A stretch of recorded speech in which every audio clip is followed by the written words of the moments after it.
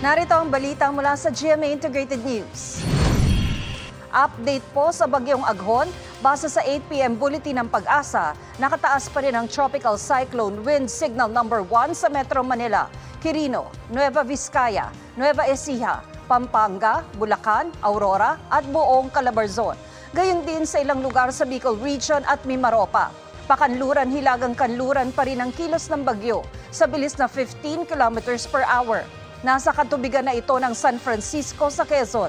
Taglay pa rin ang lakas na 45 kilometers per hour at bugsong hanggang 70 kilometers per hour.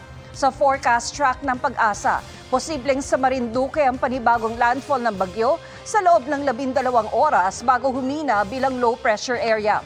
Kikilos ito pahilagang kanluran at posibleng maglandfall ulit sa Batangas o Quezon sa katatawid sa Calabarzon. Posibleng maging tropical storm ito bukas. Sa Martes ito inaasahang lalabas ng Philippine Area of Responsibility pero magiging typhoon pa sa Miyerkules. At kahit may bagyo, pumalo kanina sa 48 degrees Celsius ang heat index o damang init sa Apari, Cagayan.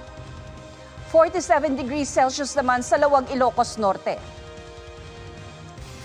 Para sa mas malaking misyon at mas malawak na paglilingkod sa bayan, ako po si Tina Panganiban Perez ng GMA Integrated News, ang News Authority ng Pilipino.